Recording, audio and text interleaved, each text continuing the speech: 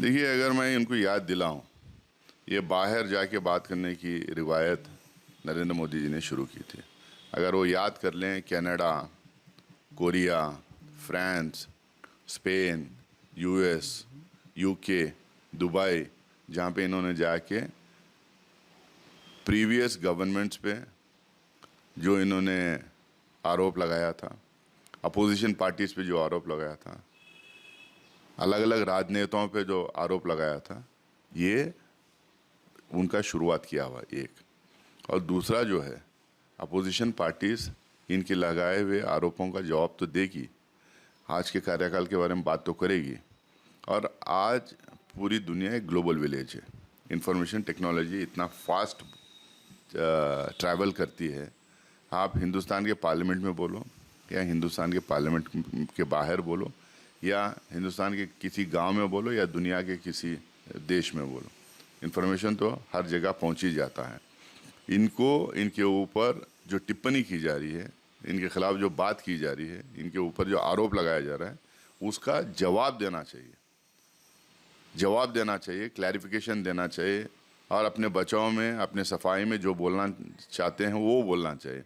बल्कि कोई जब बोल रहा है, कोई आपके ख़िलाफ़ बात कर रहा है, तो उसको देशद्रोही बोलना, उसको देश के ख़िलाफ़ साजिश बोलना, उसको विदेशी ज़मीन पे विदेशी मिट्टी पे जाके बात कर रहे हैं करके बोलना, ये इनको शोभा नहीं देता है। पॉलिटिक्स में जब आरोप लगते हैं, पॉलिटिक्स में जब टिप्पणी होती है, उसकी तो सफाई दिया जाती है। देखिए, जिस तरह के बिल सुलाए हैं जब 2014 से लेकर अब तक, आप बताइए कौन सा ऐसा सेक्टर है जहाँ पे वो अच्छा किए।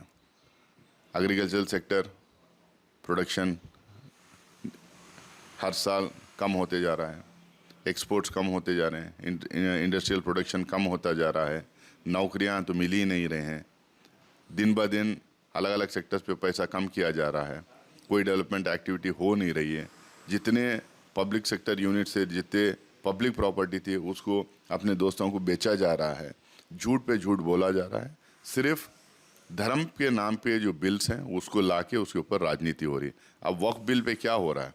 वक्फ बिल पे तो राजनीति करना चाह रहे हैं। पहले तो इन्होंने झूठ बोला, अपने इकोसिस्टम से झूठ फैलाया, मिस इन्फॉर्मेशन फैला और मिस इन्फॉर्मेशन के बिना पे राजनीति देश में कर रहे हैं। और ये धीरे धीरे होगा। आज मुसलमानों पे ये आरोप लगा रहे हैं, मुसलमानों को विलेन बना के खड़ा करने की कोशिश कर रहे हैं। कल सिखों के साथ करेंगे, परसों क्रिश्चियनों के साथ करेंगे, फिर ये अपनी मनुस्मृति लागू करने की कोशिश करेंगे। देखिए, मैं अब उनके स्टेटमेंट में कोई टिप्पणी करना नहीं चाहूँगा। मैं इतना ही कहूँगा कि पार्लियामेंट ने जेपीसी बनाया, कोई एक आदमी नहीं बनाया। पार्लियामेंट जेपीसी बनाया, पार्लियामेंट जेपीसी अप्रूव किया, जब जाके जेपीसी बनी है। और जेपीसी में हर एक मेंबर को अपनी बात रखने का पूरा हक है, अपना तर्क देने का पूरा हक है, और जो विटनेसेस आते हैं उनसे सवाल पूछने का पूरा हक है, और सरकार से भी सवाल पूछने का पूरा हक है। अब उसमें अगर ये कहें कि इसके ख़िलाफ़ है तो उसके फेवर में है, तो जाहिर सी बात है जो अपोजिशन में जो एमपीज़ हैं और जिनको लग रहा है कि ये बेतुकी बिल है, जिनको लग रहा है कि bill is based completely on miss information, तो बात तो करेंगे ही। देखिए, हिंदुस्तान में विकास कहाँ हो रहा है?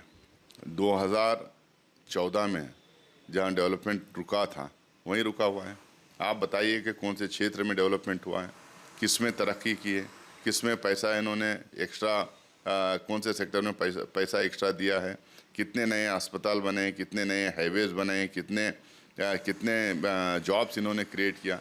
सारा का सारा जो कुछ भी पिछले 75 साल में इस देश की जनता, गरीब जनता की मेहनत के द्वारा जो बनाए हुए पीएसएस को तो बेच दिया। रेल बेचा, तेल बेचा, सड़क बेची, पोर्ट बेचा, एयरपोर्ट बेचा, और क्या नहीं बेचा, पानी बेचा, सब कुछ बेच दिया। तो अब तरक्की कहाँ से हो रही?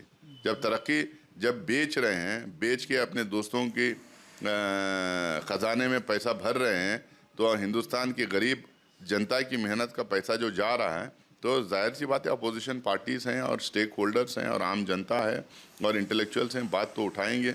और आरएसएस अगर इस गवर्नमेंट को, जब ये सब कुछ देश का बेच रही है, जब उनको सब कुछ देश का बेच रही है, तो फिर भी सपोर्ट करना चाह रहे हैं, तो हम कुछ नहीं कह सकते।